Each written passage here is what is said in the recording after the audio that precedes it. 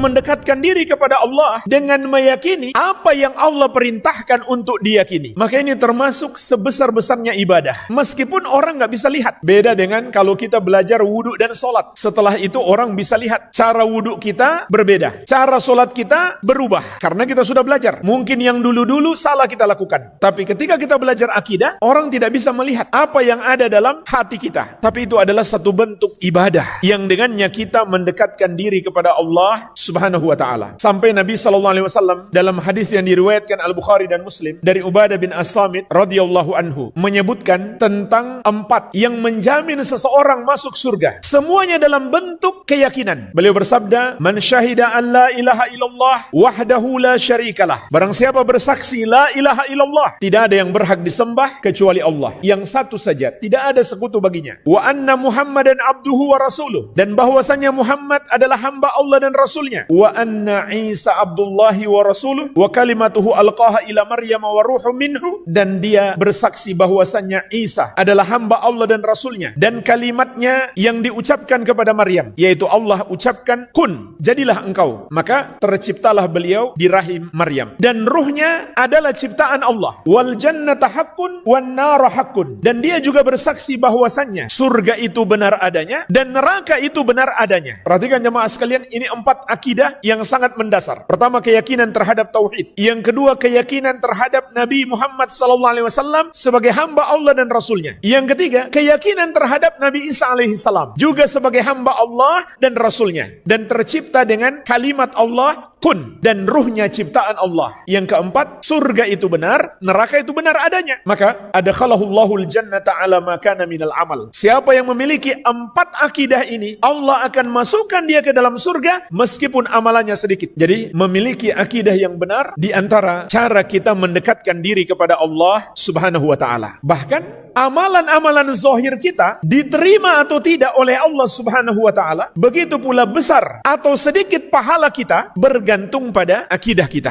Kalau akidah kita benar, terutama akidah tauhid, maka amalan kita diterima. Kalau dalam akidah kita mengandung kesyirikan, maka amalan kita tertolak. Sebagaimana Allah ingatkan dalam surat Az-Zumar ayat ke-65, la in asyrakta la yahbatanna amaluka. Kalau kamu berbuat syirik, terhapuslah amalanmu. Berbuat syirik itu bisa jadi hanya dengan keyakinan. Seperti seorang meyakini di pantai tertentu ada penguasa selain Allah, di gunung tertentu ada penguasa selain Allah, yang kalau nggak dikasih sesajen, dia bisa marah dan dia maha mampu menimpakan segala kemudaratan. Ini adalah akidah syirik. Meskipun dia belum ngasih sesajen, dia sudah menjadi musyrik. Baru memiliki akidah seperti itu. Percuma dia sholat, percuma dia puasa, percuma dia zakat, karena dosa syirik menghapuskan amalan. Begitu pula jemaah sekalian, besar atau kecil pahala yang kita dapat dipengaruhi oleh akidah kita. Oleh karena itu jemaah sekalian, Nabi SAW bersabda tentang kaum Khawarij, golongan yang menyimpang akidahnya pertama dalam Islam. Padahal penyimpangan akidah mereka masih bisa dihitung dengan jari. 3 pokok penyimpangan mereka: meyakini kafirnya orang muslim yang melakukan dosa besar. Yang kedua, menghalalkan darah kaum muslimin, meyakini muslim yang melakukan dosa besar itu halal darahnya. Yang ketiga, memberontak kepada penguasa kaum muslimin yang mereka anggap zalim. Rasulullah SAW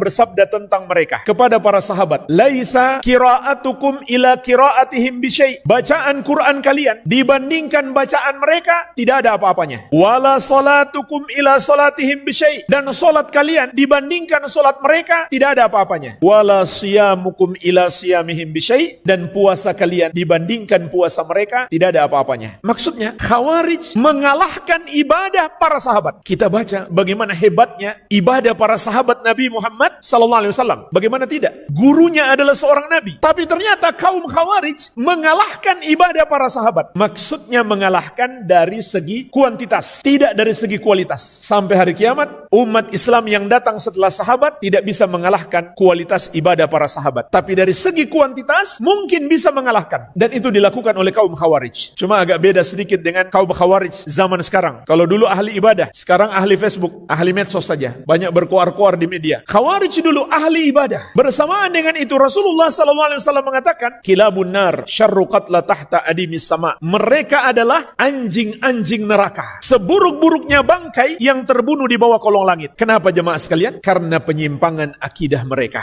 Maka dengan akidah yang benar, amalan kita yang sedikit, pahala menjadi besar. Dan dengan akidah yang menyimpang, amalan kita yang banyak, pahala menjadi sedikit. Menunjukkan kepada kita betapa besarnya dosa penyimpangan dalam akidah itu. Dan betapa besarnya pahala akidah yang benar. Jadi dengan memiliki akidah yang benar, kita mendekatkan diri kepada Allah Subhanahu wa ta'ala.